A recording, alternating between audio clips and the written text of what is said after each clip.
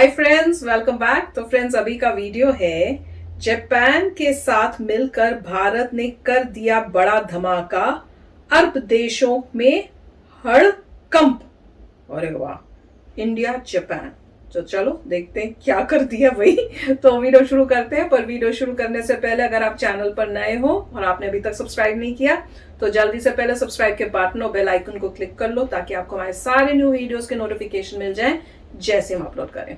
अगर आपको वीडियो पसंद आता है please like and share. And हमारा दूसरा चैनल, ट्विटर, इंस्टाग्राम अकाउंट, सबके डिटेल्स है डिस्क्रिप्शन बॉक्स में, उनको भी सब्सक्राइब और फॉलो कर लेना। चलिए शुरू करते हैं। हाल ही में देखा गया है कि साल दर साल क्रूड ऑयल प्रोड्यूस करने वाले अरब देशों के नखरे लगातार बढ़ते जा रहे हैं और ये सभी देश एक ब्लॉक बनाकर मनमाने तरीके से क्रूड ऑयल के प्राइसेस बढ़ाते घटाते रहते हैं। अब क्योंकि ऊर्जा की मांग तो हर साल बढ़नी है, ऐसे में ऊर्जा के लिए बस एक स्रोत क्रूड ऑयल पर डिपेंड होना दुनिया भर के देशों की सरकारों के लिए काफी महंगा साबित हो रहा है। इसीलिए भारत ही नहीं, दुनिया भर के देश अपनी एनर्जी नीड्स पूरी करने के लिए या तो nuclear energy, solar energy, hydro energy जैसे बाकी विकल्पों पर शिफ्ट हो रहे हैं या फिर ऊर्जा के नए विकल्पों की तलाश की जा रही है जो क्रूड ऑयल के मुकाबले एक तो सस्ते भी हों और दूसरा इन्वायरमेंट फ्रेंडली भी। अब क्योंकि भारत दुनिया का तीसरा सबसे बड़ा क्रूड ऑयल कंज्यूमर है, इसीलिए भारतीय सरकार भी इन्हीं कोशिशों में लगी है ताकि भारत के इंपोर्ट बिल में बढ़ती क्रूड ऑयल की कीमतें किसी तरह कम हो जाएं। इसके लिए भारतीय सरकार हाइड्रोजन एनर्जी पर बड़ा दांव खेल रही है।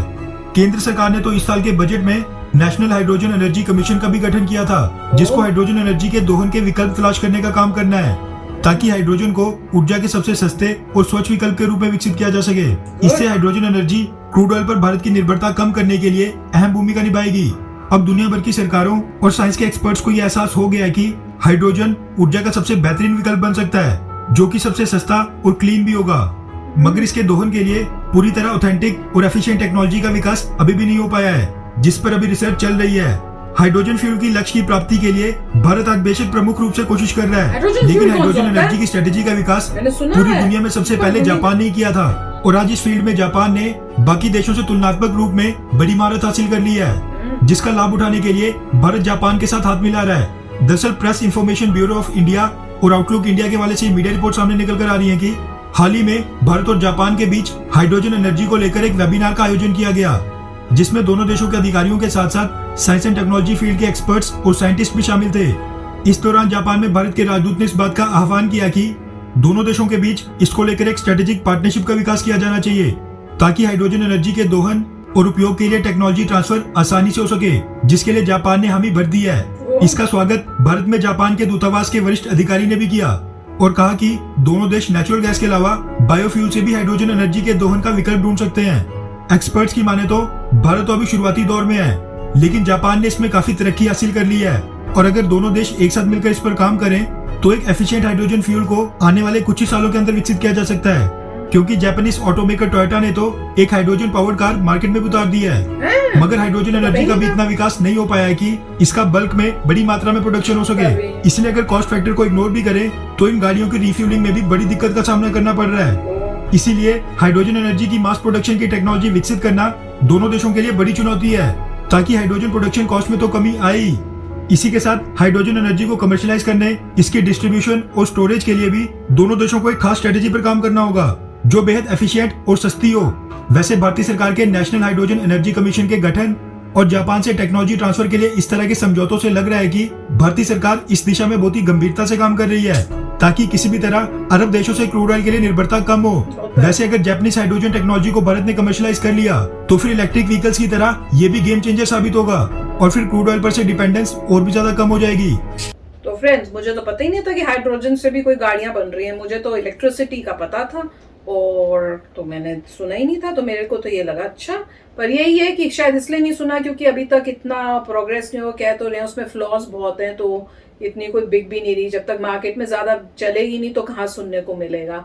पर अच्छी बात यह है कि उसके ऊपर काम हो रहा है। अच्छा, हम तो ये सोच रहे थे, हम तो ये वेट कर रहे थे कि कब जापान अपनी गाड़ियां इलेक्ट्रिक गाड़ियां करेगा। हम तो तब से वेट कर रहे हैं कि अभी सिर्फ टेस्ला आई है और जापान जब करेगा, जैसे होंडा और ये कब करेंगे तब बढ़िया गाड़ियां आएंगी इससे भी अच्छी। पर हमें लगा था कि एक साल, जैसे टेस्ला जब शुरू हुई तो उसके एक साल के अंदर आ जाएगा, पर अभी तक नहीं आया। तो ऐसे लग रहा है टेस्ला तो उस एरिया में बहुत ही आगे गया हुआ है।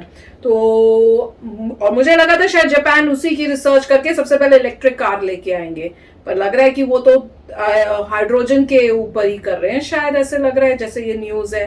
पर जो भी है, जितनी भी रिसर्च कर सकते हैं सबको करनी चाहिए, और डेफिनेटली ऑयल से जो है, जो इतना हम उसके ऊपर निर्भर हैं, उसको कम करने की जरूरत तो बहुत है। तो एक इलेक्ट्रिक कार्स तो आई हैं, अब अगर हाइड्रोजन की भी फैंटास्टिक गाड़ियां बनने लग जाएं तो काफी हद तक प्रॉब्लम सॉल्व हो जाएगी। पर अभी वही है कि ऐसी कोई नहीं आई जो लगे कि या जो पेट्रोल से चलती हैं गाड़ियां उसके इक्वल या उससे बेटर हो, तब बात बनेगी। राइट, तो अभी काफ़ी समय से यूएस रिसर्च करता है हाइड्रोजन पे, बहुत समय से। यहाँ की काफ़ी कंपनियां हैं जो हाइड्रोजन पे ही बहुत कर रही थी। उन्होंने हाइड्रोजन कार भी बनाई थी एक, मगर कभी भी टेक्नोलॉजी इतनी सक्सेसफुल नहीं हुई कि वो आगे बढ़ सकें। बहुत न्यूज़ आती थी कि हाइड्रोजन व्हीकल आ गया, बट आगे जाके फिर को न्यूज़ आनी बंद हो गई। पता लगा कि नहीं प्रोड्यूस कर रहे, कमर्शियली नहीं वायबल है, ये है वो है। और उसके बाद इलेक्ट्रिक कारें आने लग गई, और देखिए इलेक्ट्रिक कार इतनी आ रही है, हाइड्रोजन का नाम यूएस में तो पूरा ख़त्म हो गया है। एज इफ वो टेक्नोलॉजी जो है उस पर गिव अप कर दिया है यूएस की कंपनीज पे। अगर जापान बना रहा है हाइड्रोजन कार्स तो बहुत अच्छी बात है। आई होप कि वो एज चीप हों एज इलेक्ट्रिक कार्स, बस उससे ज़्यादा चीप हो। इलेक्ट्रिक कार्स जो भी हैं, ये नहीं कह सकते कि इलेक्ट्रिक कार्स महंगी हैं, कुछ चीपर इलेक्ट्रिक कार्स भी हैं, मगर फिर उनकी रेंज कम है। अगर आपको कंफर्टेबल रेंज चाहिए तो इलेक्ट्रिक कार्स काफ़ी महंगी हो जाती हैं, वही टेस्ला कर रहा है। और ये बात सही है कि जब टेस्ला आया था तो हमें लगा था 2-3 साल की बात है, एटलीस्ट 2020 तो लास्ट ईयर होगा, तब तक धूम मच जाएगी, आपको इतनी सारी जापानीज कार्स आ जाएंगी, मगर वो जापानीज कार्स नहीं आई हैं। उससे अब ये लग रहा है कि शायद जापान में कुछ प्रॉब्लम्स चल रहे हैं, क्योंकि देखिए पुराने ज़माने में जब यूएस की कार्स आती थी तो इमीडिएटली जो है एक बहुत ही फ्यूल एफिशिएंट कार आ जाती थी जापान से, और उसका नाम उस समय था होंडा। वो होंडा आई थी, उसने पूरी यूएस की मार्केट ख़राब कर दी थी। हर बंदा होंडा ले रहा था, क्यों? क्योंकि वो लाइट थी और वो चलती, उसकी एफिशिएंसी बहुत ज़्यादा थी और लंबे समय तक चलती थी। और लोग कहते थे ये छोटी कार भी थी। तो मतलब पहले यूएस में बड़ी बड़ी गाड़ियां हैं, बड़ी गैस खाती हैं, गैस मतलब गैसोलीन पेट्रोल खाती हैं, तो उस टाइप की गाड़ियां थी। पॉल्यूशन ज़्यादा था, बड़ी आवाज़ करती थी। फिर छोटी गाड़ियां आती थी जापान की, छोटी गाड़ी ज़रा सा गैस डालो ज़बरदस्त चलती है, दूर तक जाती है। तो लोगों ने कहा ये ठीक है। तो होंडा ने काफ़ी इतनी मार्केट शेयर किया, होंडा और टोयोटा ने, कि वो नंबर 1 और नंबर 2 बन गई, राइट। तो उसके बाद फिर ऑफ कोर्स यूएस कंपनीज ने काफ़ी फाइटिंग की, धीरे धीरे फोर्ड आगे आई, उसके बाद दूसरी जो कार्स हैं वो भी आगे, मगर नंबर 1 कभी नहीं हुई। उसके बाद जो है आप देखते हैं समय आगे बीतता है, टेस्ला आती है, टेस्ला पूरा मार्केट शेयर ले लेती है। टेस्ला बहुत महंगी है, और बाकी जब उसकी प्राइस देखते हैं तो आपको शौक लगता है कि इतनी महंगी, मगर रोड पे काफ़ी नज़र आती है तो पता लगता है काफ़ी लोग थे जिनके पास काफ़ी पैसा था और उन्होंने टेस्ला में लगाया, और चलती बहुत तेज़ है और आवाज़ नहीं करती। तो पॉइंट ये था कि टेस्ला आगे बढ़ रही थी, मगर लोगों को यही था कि चलिए इलेक्ट्रिक कार है, उसकी रेंज अब ठीक हो चुकी है, अंदर पूरी मैकेनाइज है, पूरी इलेक्ट्रॉनिक है, सेल्फ ड्राइविंग कार है, तो जो है अब लोग वेट कर रहे हैं कि वो सस्ती हो जाए। सबको दुनिया में सभी ने पहले देखा था कि पहले जब हमारी मतलब यूएस की मोटी कार्स थी, फिर जापान की आई थी, पूरी मार्केट डूब गई थी और सब गए थे जापान के पीछे। सब लोगों ने यही कहा कि चलिए वेट करते हैं कुछ साल के लिए, एक आध साल 2020 तक तो जापानीज इलेक्ट्रिक कार्स आ जाएंगी, वो उतनी ही बेटर होंगी या उससे बेटर होंगी टेस्ला से, इक्वल या ज़्यादा, और सस्ती होंगी। सबसे बड़ी बात तो ये थी, मगर वो नहीं हुआ। 2021 हो गया, अभी तक नहीं हुआ है, और लोग वही सोच रहे हैं कि ये क्या हो रहा है। श्योर हाइब्रिड कार्स हैं जिसमें आप गैस भी डाल सकते हैं और बैटरी भी है, मगर प्योर इलेक्ट्रिक वाली नहीं है। तो अब तो लोग यही कह रहे हैं कि टेस्ला इतनी आगे बढ़ चुका है कि डेफिनेटली उसे compete करना बहुत मुश्किल हो जाएगा। उसकी टेक्नोलॉजी बहुत आगे जा चुकी है।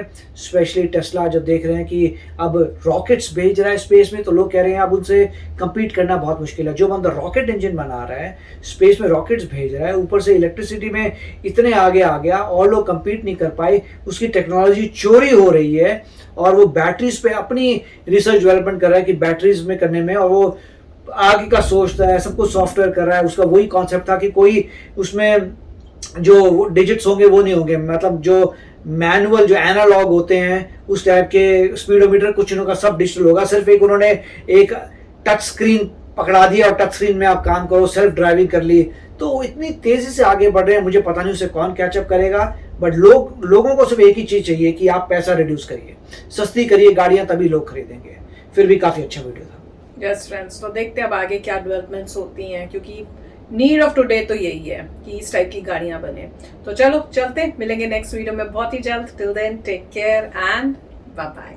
तो अगर आप मेरे इस चैनल पे नए हो तो जल्दी से सब्सक्राइब के बटन को हिट करो और बेल आइकन को क्लिक करो, ताकि आपको मेरा जब नया वीडियो मैं लगाऊं आपको उसके बारे में जल्दी से पता चल जाए।